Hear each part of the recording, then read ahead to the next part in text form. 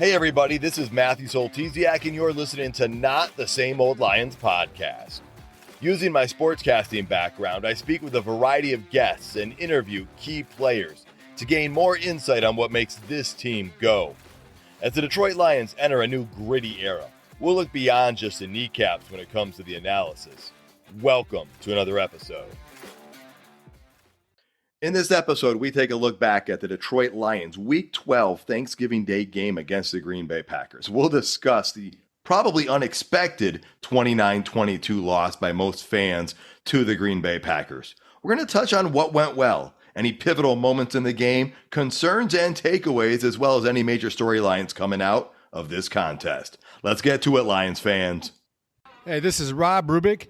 Stay tuned for more great insight from This Is Not the Same Old Lions podcast. I'm joined, as usual, today by James Cook, senior sports writer for the Traverse City Record Eagle. You can also hear him on the Get Around podcast. It drops on Mondays. James, good to be talking to you here on this Thanksgiving Day. Yeah. It's tough this late in the day after the game we saw, but as we get into it and discuss this game that is going to be a tough one to discuss, I want to remind the listeners, please hit that subscribe or like button. It is helping us build momentum. We are chugging along here, and let's talk about what we liked.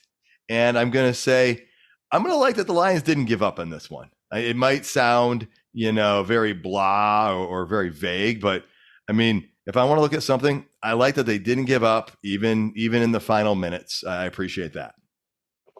There is that. There were some positives in this game. I mean, there's definitely some good things. For as flat as they came out, they made it a close game. The running game was very effective. I think they went away from that maybe a little too much, considering that they didn't have an insurmountable lead. I think they could have just still kept grinding and trying to get some long drives out there and put some points on the board. If you look, Montgomery and Gibbs averaged 4.7 and 4.9 yards a carry, to your point. So that's a great observation.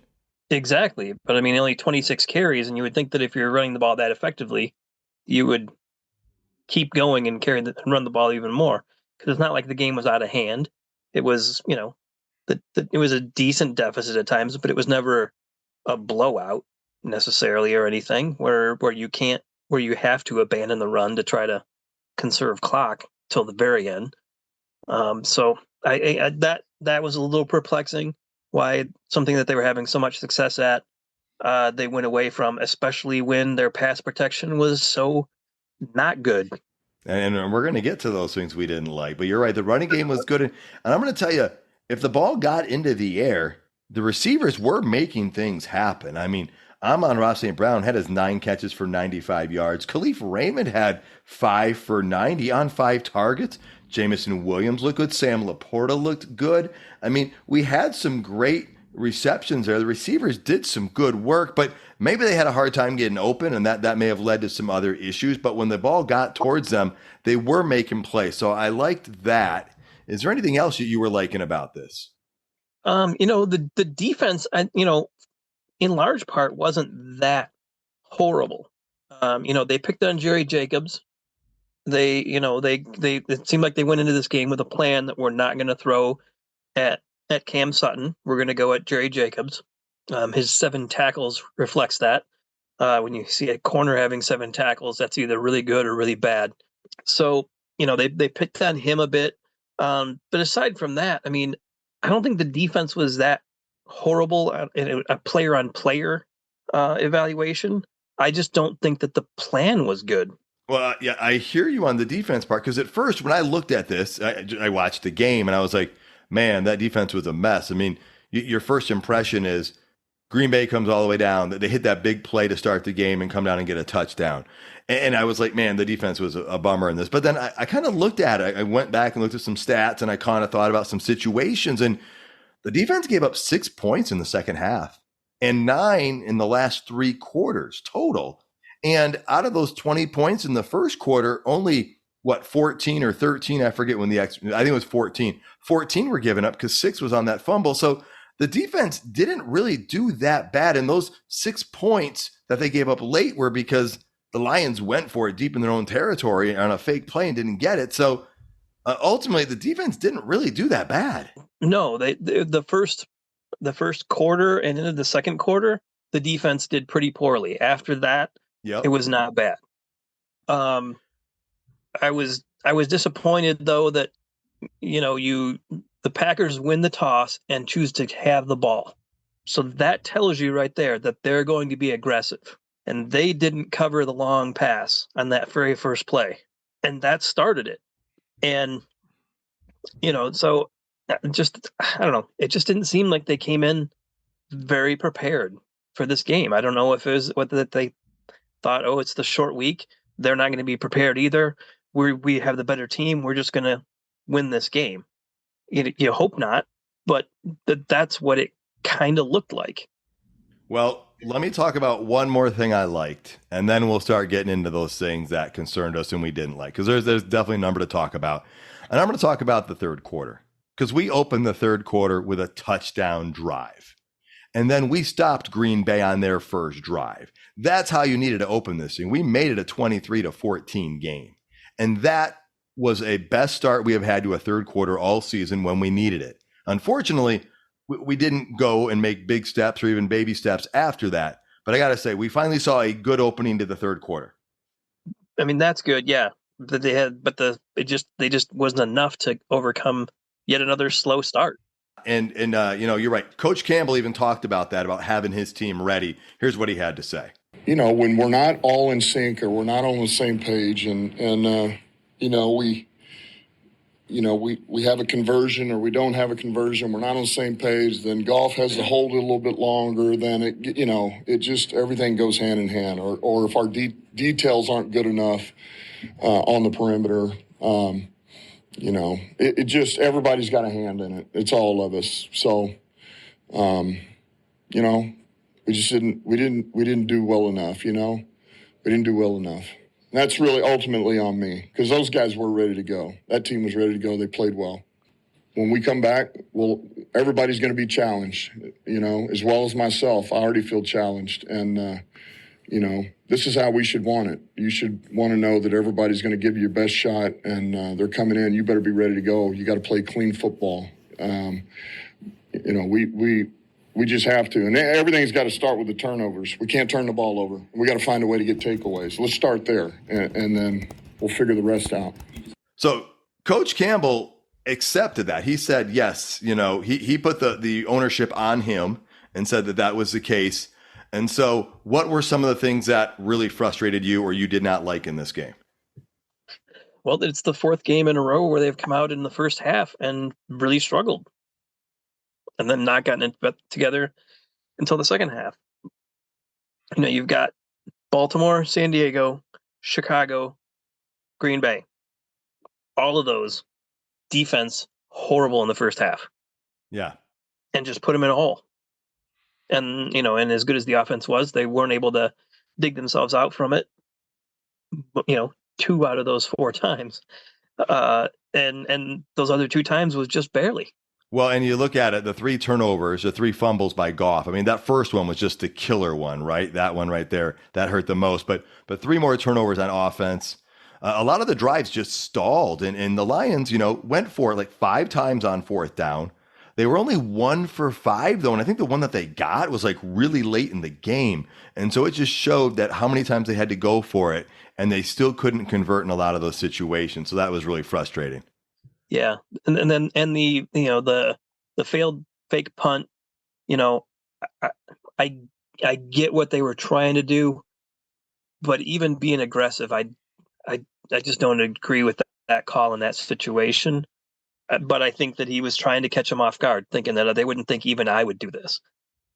And when I saw the play and when I saw Jalen Reeves may have been moving prior to the play and, setting himself up and like moving a yard over before it was snapped, I'm like, oh my God, are they going to try a fake punt here?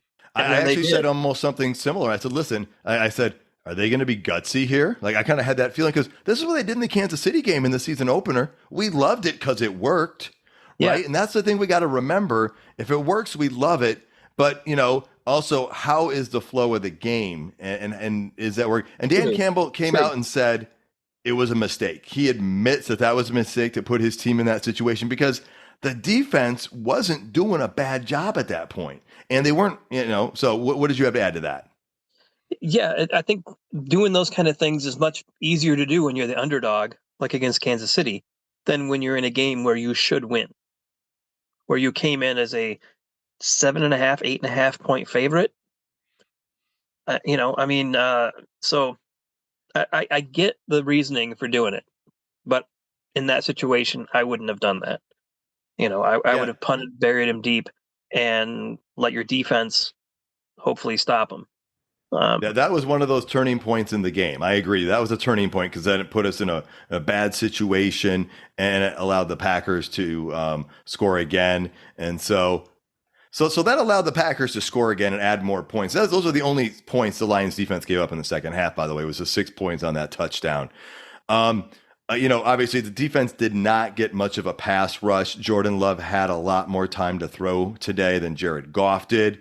I'm going to say we missed Jonah Jackson today. And there was a play in the early, I think, third quarter. It was a screen pass to Laporta. And he was going to gain a ton of yards, but the left guard missed a block. And then, I mean, it would have been a big, big gain. We ended up getting stopped on that drive. We went for it on fourth down, and we didn't get it, and we didn't get any points. And so that would have been what's that? When was that one? That was early in the third. That was in the third quarter. Or maybe early fourth quarter. Could have been early fourth. But I think it was early fourth quarter. And that was that screen pass. And there were blockers out there, but one guy was not blocked. And I think the left guard missed it, but somebody missed it out there. And if that block is made, Laporta's got 15, maybe 10 to 15 yards, maybe 20. It's a first down. The drive's inside the 40, maybe the 35.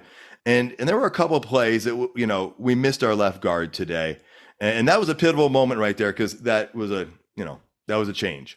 Yeah, and when they even changed guards during the game, they started Colby Sorsdahl, and he struggled badly in the first half. And then they substitute out and they put Coyote Awashika in, and the offense seemed to, he had some nice blocks that touchdown drive in the third quarter. He had some real nice blocks.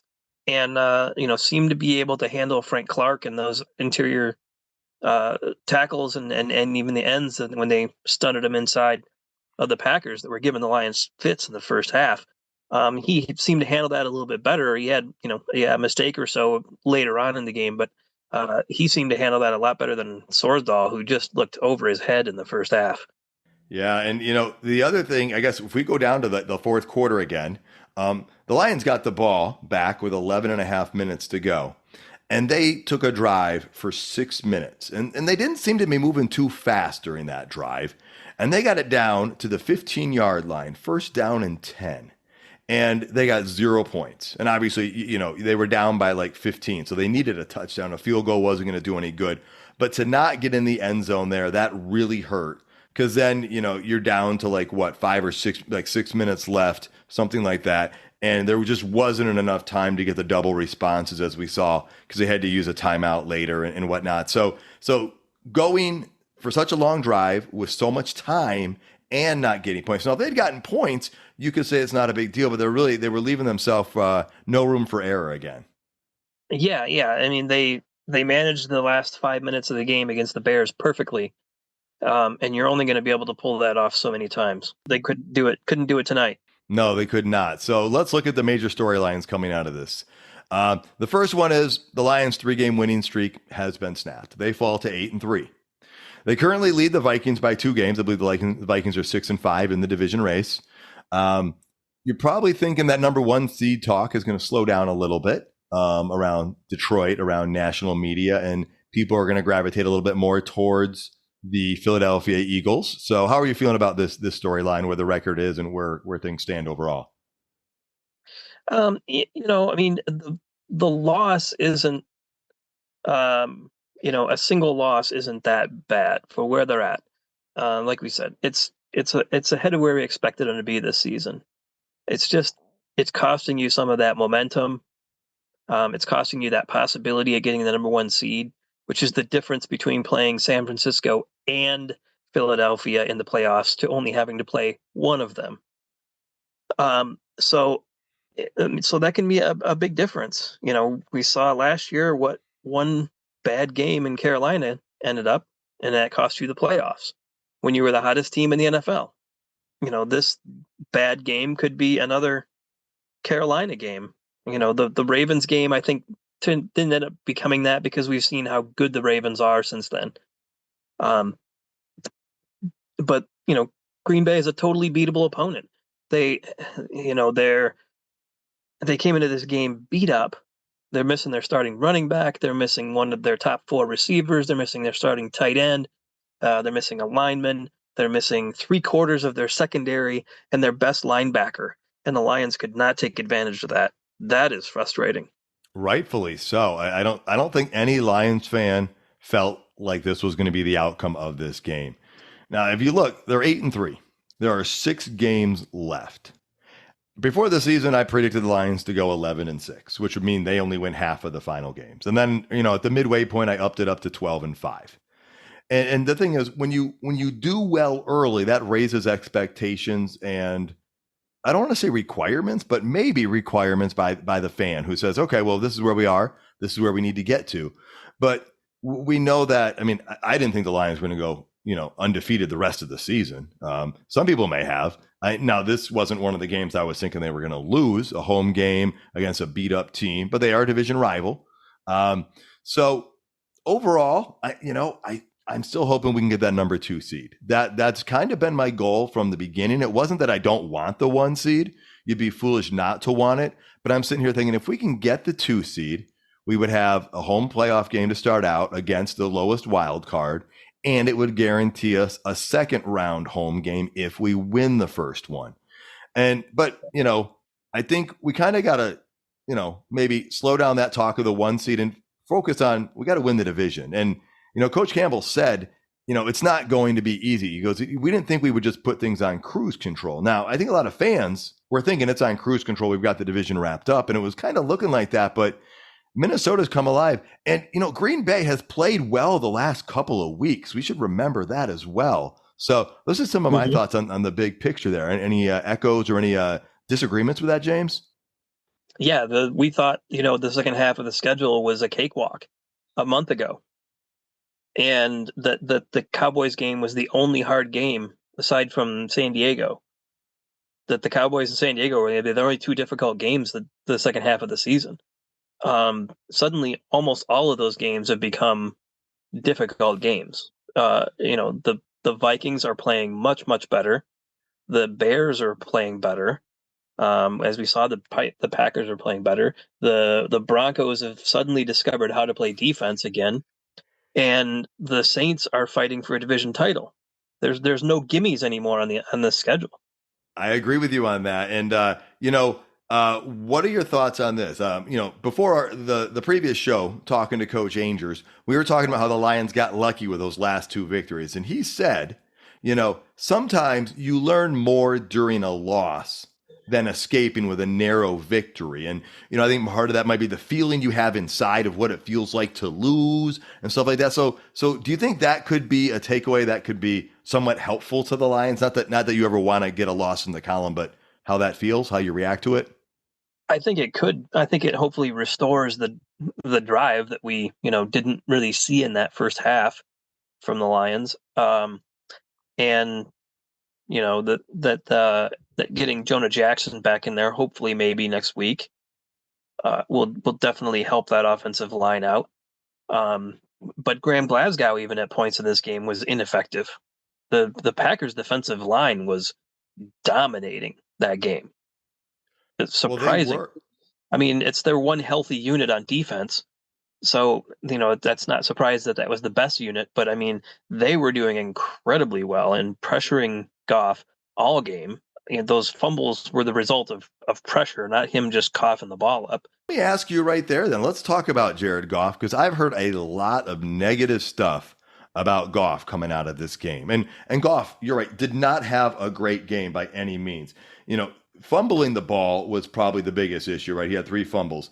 He was 29 of 44 for 332 yards and 2 touchdowns.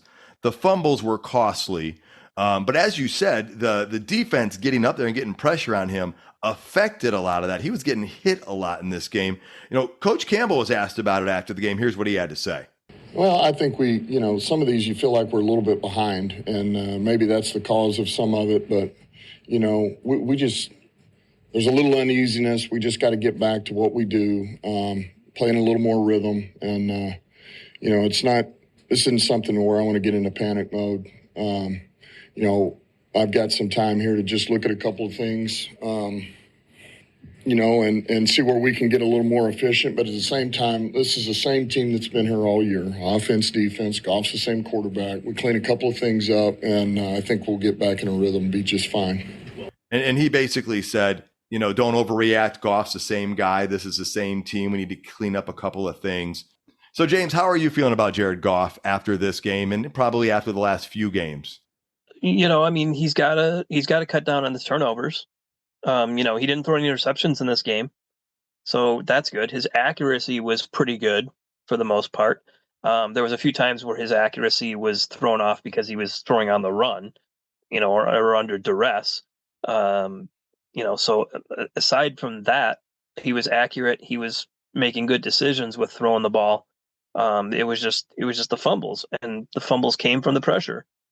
The Packers defensive line was, I think the stat they kept showing was that it was 50% of his dropbacks he was pressured by their defensive line, and they weren't really sending anybody else other than the front four for the most part. They weren't blitzing because they couldn't. Their linebackers and their DBs were so depleted that they couldn't leave those guys out on an island. It's a little frustrating that the Lions weren't able to take advantage of that. Jonah Jackson certainly would have helped, but I don't know if it would have even solved it.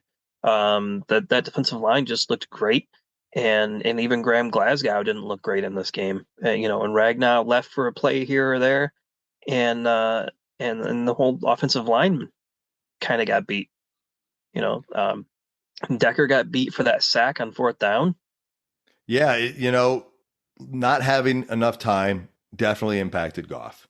As far as where do I see him, I've even got messages from people saying, do not extend Goff. All right, it's time to move on. And I'm calling that an overreaction because I think you could look at, and I'm just going to go low on this, I think you could look at 20 teams in the NFL that would probably be happy to have Jared Goff on their roster right now. All right. Yeah. And so, is he perfect? No. Right? What's he not perfect at? Well, he can't scramble as well as a lot of elite quarterbacks. But does he have very good accuracy? Yeah. You just look at last week. Can he compartmentalize and lead you in a comeback when things haven't been going well? Yeah, he is a very good quarterback. I'm happy with him as our quarterback. Now, again, admitting he's not perfect, but the team itself was far from perfect today. And so I'm not going to overreact and say it's time to get rid of him and make wholesale changes because we're 8-3. And so let's look at that 8-3. We kind of talked about where we are, the seeding and all that. But James, we came off an ugly loss. Ugly because we wanted to win and we wanted to win by a lot. It's not like we got blown out and we beat ourselves, even though Green Bay made some plays. But we had to come from behind against the Bears team. And you said it. A lot of these teams have been getting better. So going into them, the average person is thinking, oh, we should walk over this team. And we have walked over a couple of teams this year, but we didn't walk over the last few. So how are you feeling about this season right now at 8-3 and where we are? Overall good. This game is obviously a reality check. But overall things are going good. The Lions are, in the broader sense of the NFL, healthier than a lot of teams, despite how many injuries they have had. If you look at a lot of other teams, it's a lot worse. So that's good. They didn't really get a whole lot of other significant injuries this week, so that's good. Their pieces are there. They're involving Jamison Williams in the offense a little bit more. The numbers are not necessarily there, but when they've gone to him, the production has been there, and and he's contributing in other ways, as we've pointed out before. And if you look at Goff and his accuracy, look at the touchdown pass to Laporta. Totally. That was a dime. Right between two defenders. For a touchdown. So I mean that was a great thing.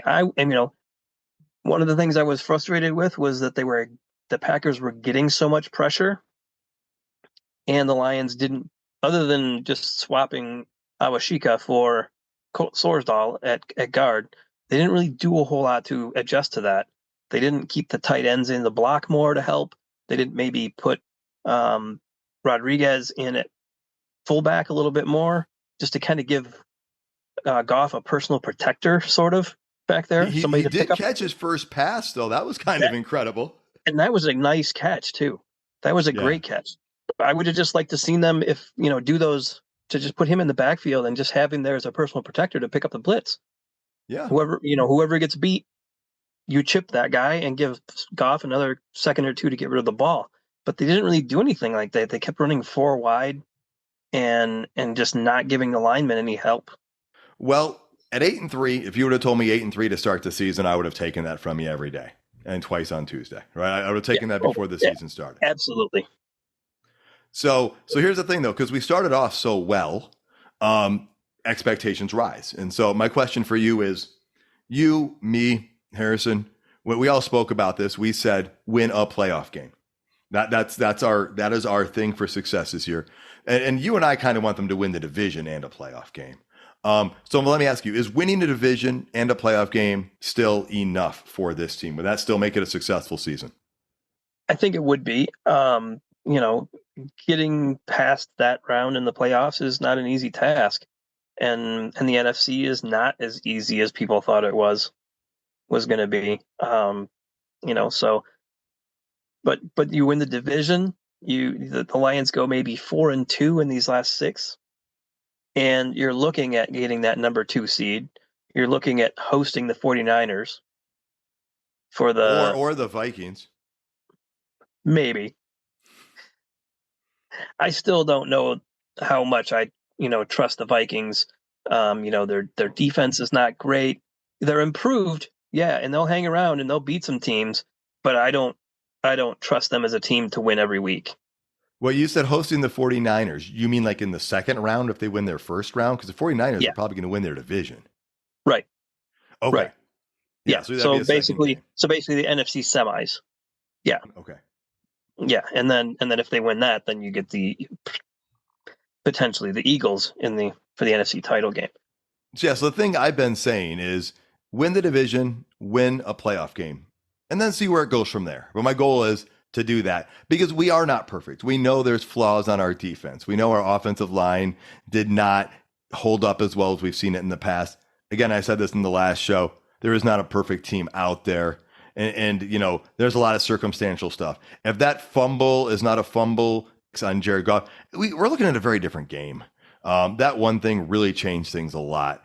And so that's my thought is, we're still at the same spot. Win the division, win a playoff game. Those are not easy things to do. I mean, if that's Tom Brady throwing that ball, that's not a fumble. And then the Lions maybe go down and score, and it's a tie game instead of a 2-score game.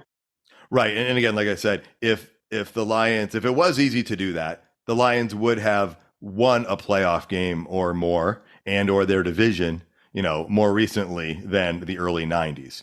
And so, James, they've got a few extra days off now before they hit the road to the Saints. We don't think the Saints game's going to be easy. They're playing a little bit better, I believe. They're fighting for their division, and the Lions have a little more time to regroup. Any final thoughts before we get out of here? No, I'd like to see them continue to just pound the ball with the run. They've got the best 1-2 running combo in the NFL right now. I agree. They got to keep, and their offensive line as a run blocking unit is probably the best in the league. If not, it's definitely top 5. Pass blocking, it's top 10, I would say. So play to your strength, run the ball, pound the ball, take time of possession, keep your defense off the field for a while, man. I agree. We have an amazing running back combination, and there weren't that many running lanes there today with some hard running. But if we don't have the turnovers, maybe that can be a different story as well. And so, yeah, I think Campbell is a run first type of coach, and that's what he wants to be. We're pretty balanced, and so hopefully we can get back to that and some of the identity. And you know what, this game can be a great wake up call, a great reawakening, if you will, for the Lions, and we can get a couple in a row here coming up. James, thanks for joining the show. Really appreciate it. Yeah, no problem. Thanks for having me. And thank you so much for tuning in, folks. You can find all the episodes at notthesameoldlions.com. If you're listening on YouTube, please hit that like button. And while you're at it, tell your friends about the show. Please subscribe regardless of your listening platform. And until next time, stay gritty, my friends.